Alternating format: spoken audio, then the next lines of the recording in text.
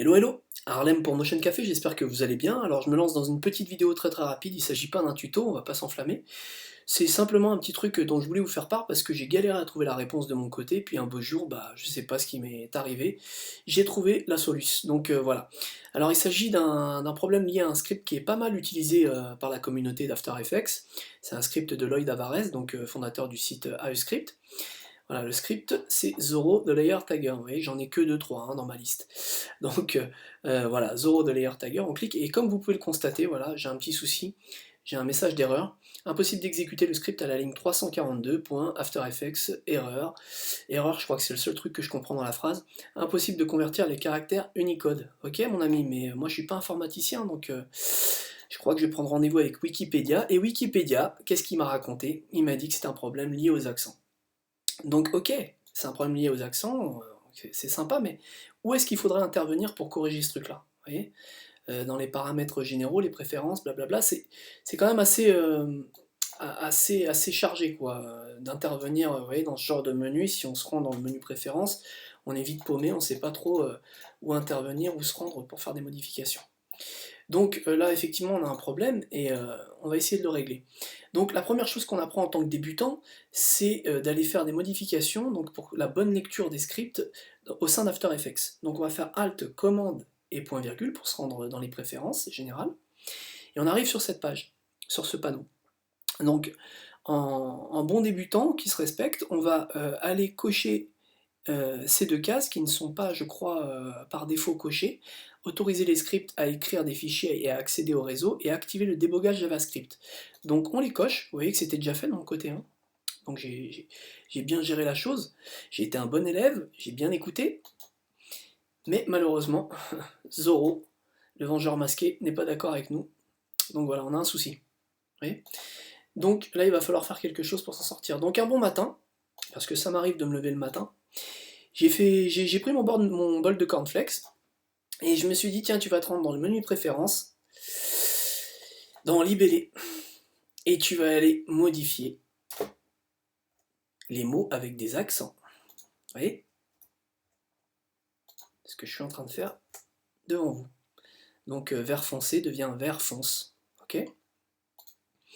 Voilà, walou. Mais en vérité, j'ai même pas fait exprès, hein, pour être honnête avec vous. Je sais plus comment m'est venue l'idée, j'ai modifié, j'ai relancé mon script et ça a fonctionné. Et je vais pas m'accaparer le rôle de génie parce que c'est pas du tout vrai.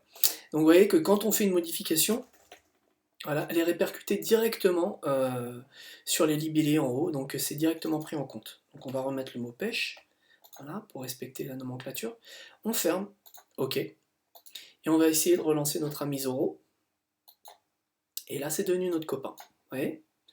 Ah, c'est tout con, hein, mais voilà, moi j'ai pas mal galéré pour trouver la solution. C'est quand même un script assez pratique.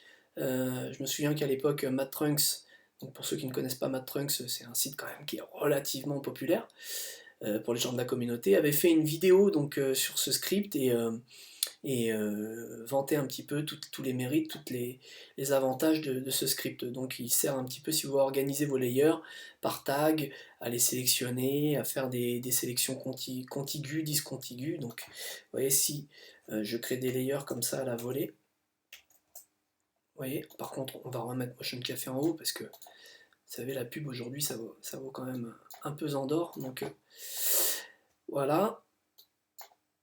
Donc si je crée, donc on va voir que mon script fonctionne très bien désormais. Voilà, vous voyez, si je crée, je sélectionne d'abord mes layers, et si je crée donc des tags, voilà, comme le rouge, parce que j'aime le rouge, je suis un mec violent, et puis je vais mettre en label, donc le label, vous voyez, c'est ce truc-là, hein, qui est juste ici. Bon, on va peut-être pas mettre du rouge, parce que là c'est du rouge. On va mettre du jaune. Il est où le jaune? Voilà. Et on va faire en sorte que ça se répercute donc dans la timeline, donc sur nos layers. Voilà, je clique et vous voyez que tout est modifié. Allez. Donc voilà, voilà. C'était l'astuce du jour, hein. C'est pas très long, mais ça peut être sympa de savoir tout ça. Donc voilà, et puis la double astuce, parce que je suis un mec qui déchire. Voilà, un truc que j'ai découvert qui n'a rien à voir avec ce script, hein, un truc que j'ai découvert pour les gens qui sont sur Mac. Alors, foutez pas de ma gueule parce que ça se trouve, vous le connaissez déjà, mais c'est pas grave. Tout simplement, quand vous cherchez quelque chose, je sais pas, par exemple, l'envie de scinder vos calques, vous tapez les premières lettres comme ça, et ça vous amène directement donc dans les menus, qui sont parfois un petit peu chargés. Voilà, vous voyez, parce qu'il y a quand même pas mal de choses hein, dans ces fameux logiciels d'Adobe. Vous voyez, donc si vous voulez faire quelque chose, et donc voilà, vous pouvez voir que ça agit directement sur le layer. Et si je choisis, excusez-moi pour les yeux, si je choisis scinder le calque, bim bam boum, il m'a bien scindé le calque. Ce qui correspond au raccourci commande Shift D, hein, si jamais vous voulez le faire manuellement. Voilà, voilà.